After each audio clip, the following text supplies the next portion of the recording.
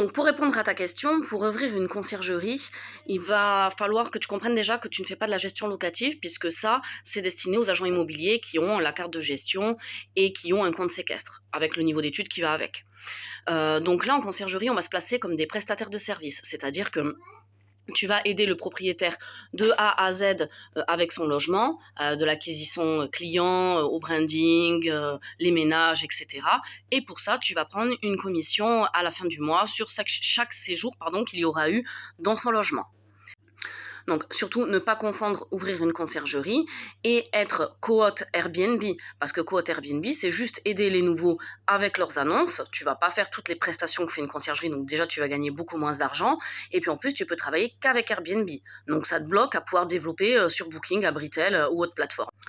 Le plus important avant de commencer, c'est de faire une étude de marché. Déjà pour savoir si le secteur où tu vis est intéressant, est-ce qu'il y a de la demande, est-ce qu'il y a de la concurrence, si oui, quels sont leurs tarifs, etc. Et suite à cette étude de marché, si ton secteur n'est pas porteur, tu vas aller chercher des secteurs plus intéressants pour pouvoir te développer, puisque tu vas monter une conciergerie autonome, tu vas avoir des prestataires de ménage, tu peux donc travailler n'importe où en France. Deuxième chose très importante, ça va être le branding, le marketing. C'est-à-dire que pour te faire connaître, déjà, tu vas avoir un site internet fait par un pro. Les trucs bidouillés maison, ça marche pas. Ça apporte pas de la valeur pour tes clients. Ils vont pas avoir confiance. Là, on parle de biens qui valent des centaines de milliers d'euros, qu'ils vont te confier. Ils veulent des vrais professionnels. Donc, site internet, des réseaux sociaux associés sur lesquels tu ne vas pas faire la publicité de tes biens puisque c'est illégal, mais où tu vas juste faire la publicité de ta conciergerie, de tes offres et services.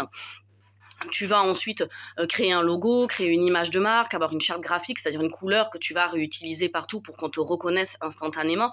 Il y a beaucoup de choses à mettre en place, notamment dans tes logements. Tu peux remettre tes logos, par exemple, sur des peignoirs, sur des draps, sur des tasses, pour que ça incite les gens à revenir. Par exemple, si tu as des gens qui viennent pour travailler, qui viennent dans le logement que c'est pas du tourisme, ils pourront être amenés à revenir chez toi.